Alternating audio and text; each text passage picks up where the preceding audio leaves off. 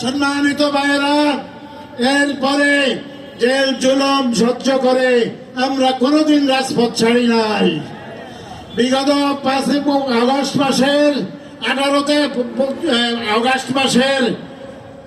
জুলাই মাসের 1ম তারিখ থেকে ছাত্র আন্দোলন শুরু হয়েছিল। সেই ছাত্র আন্দোলন মূলত জামাত শিবিরের পরিকল্পনায়, জামাত শিবিরের সহযোগিতায়, আমাদের মেটিকুলাস ডিজাইনের মাধ্যমে এই আন্দোলন পরিচালিত হয়েছিল।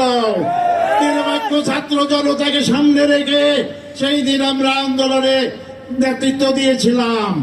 আমরা যাদেরকে ছাত্র আন্দোলনের নেতা মনে করি তাদেরকে তো হারুনের ভাতের হোটেলে নিয়ে যাওয়া হয়েছিল এবং তাদের মধ্য থেকে আপোষকামিতাও দেখা গেছে।